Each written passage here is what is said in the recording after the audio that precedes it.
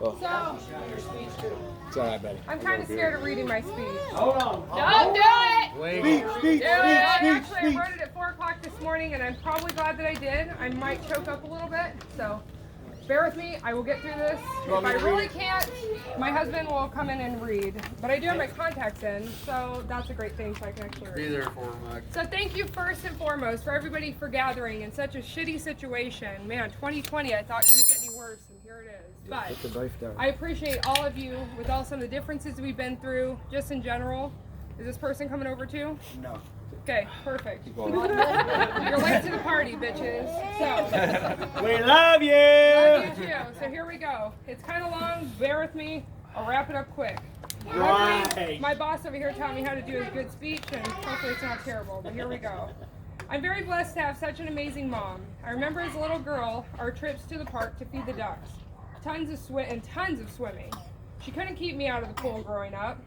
I also have tons of memories with the whole Cordova family and the Leahy family.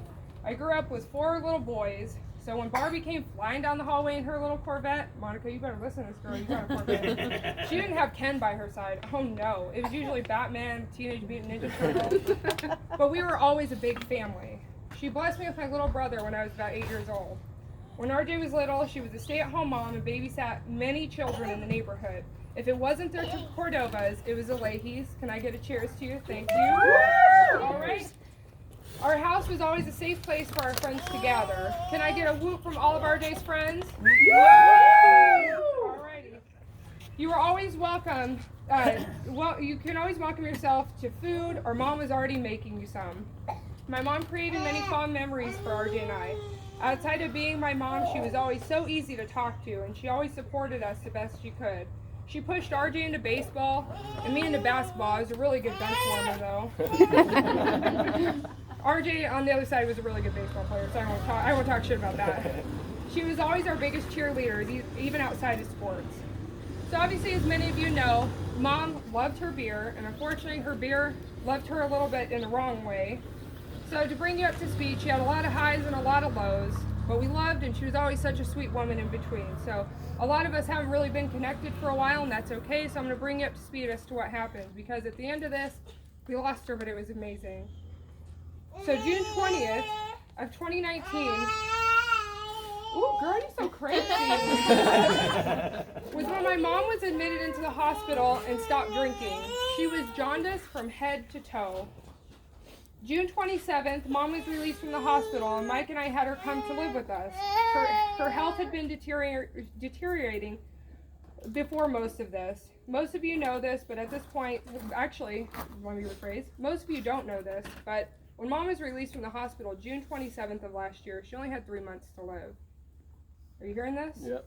So, after having my meltdown in my car, receiving the news, I pulled it together and told the doctors, you are absolutely not to tell my mother this. And because if she hears that she has an expiration date, she'll go right back to drinking, and honestly, who'd blame her, right? Only 3 months to live, might as well live it up, girl. Oh, shit. Over time, her color improved. She was taking way better care of herself along the way. February 28th of 2020, RJ did such a great deed and co-signed for our mom to have her very own apartment. It wasn't much, but it was a starting point. And that hard-headed woman was damned and determined that she would, come hell or high water, she'd pack all of the stuff from her previous 2,000 square foot house into her 4,000 square foot studio apartment. 400. 400. Yep. And RJ, damn it, you helped her. I'm just a little pissed off. So did I. Yeah, so Both of you dicks. Anyway. So, June 20th of 2020, she celebrated her 1 year of sobriety. A day that my brother and I had dreamed to see, but never thought it would really come true. Amelia, you're gonna make me fucking cry. I love you, bro. We treated her to a nice lunch and, of course, cheesecake. That was one of her weaknesses. Knowing this, my husband Michael would buy her a slice of cheesecake at every milestone to celebrate her sobriety along the way. Every month. Thank you, Mike. Thank you, Michael. Thank you, Mike. Now, October 31st, Halloween of 2020. Jeez, what a shitty day in general. I took her in the hospital and she was very weak.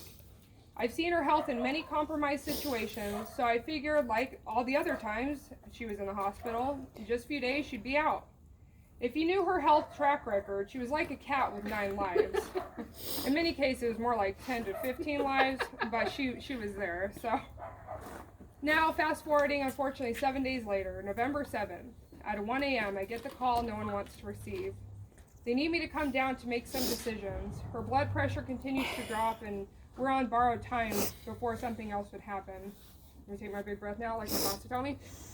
Here we go. Big girl pants, Jasmine, you got this. At 5:12 a.m., our mom has left this world to go be with the Lord, and Grandma along with many others. Everything happened so quick, but I'm thankful, even though with all the COVID guidelines, I was able to be by her side. Because honestly, if it was a week later, I wouldn't have been able to be there. I wasn't going to let her pass alone. She felt my heart beat as I came into this world, and I will feel her heartbeat as it goes out. We all miss her beyond the words can express, but she passed a new woman. She was sober, strong, divorced, and independent. Of course, after all the emotions, being tired, it felt so unreal. You question a lot of things and you wonder if you did everything right. That night I had a dream. I had a dream, as most of you have seen in our kitchen, that Mom was standing right in front of me. I'm probably doing dishes like I always do. And she's like, Jasmine, I want to go out. I got my hair done. I'm looking great. And I'm like, but I couldn't bring it to myself to say, but Mom, you're not here on God's green earth anymore. And I couldn't say that. But when I woke up, I was like, man, excuse my language, what a fucked up dream. But then I said, wait, maybe that was a sign from her that she's truly free. She's truly feeling herself. She's truly having all the emotions. She's truly just so confident, which unfortunately my mom never was and absolutely should have freaking been. So as I cleaned out all of her damn 2,000 square foot of a house in that studio apartment, there were things that warmed my heart. It was neat to see who she had become. She loved shopping for food. She wasn't a big eater, but her pantry would say otherwise. She loved to cook and bake for others. How many of you have had my mom's cooking? Cheers. She loved it. I loved most cleaning out her medicine cabinet. She bought tons of beauty supplies, nail polish, hair stuff. I love seeing her invest into herself to feel confident. This was always the mom I wanted to be. A number one thing as a daughter wants to see her mom feel beautiful, because that's where daughters learn beauty in the first place. Mom struggled with this her whole life, so it made me happy to see her investing in herself. Most of all, I want to thank all of you. I got the most amount of love, text, calls, Facebook posts, flowers, and cards, and it was overwhelming. I knew my mom touched a lot of people's lives, but never to this extent. She loved so many people and would do anything for anybody. Thank you all from the bottom of not just mine, but RJ's heart, for all the love and support that you've given to us in a time we've needed it the most. And let's give a cheers to Bobi Blanchard. And she's an amazing woman, and I miss her dearly. Thank you all so much. Cheers, all of you. Cheers. Love you, Creep. Good speech, Jazzy. You did great, dear. Woo!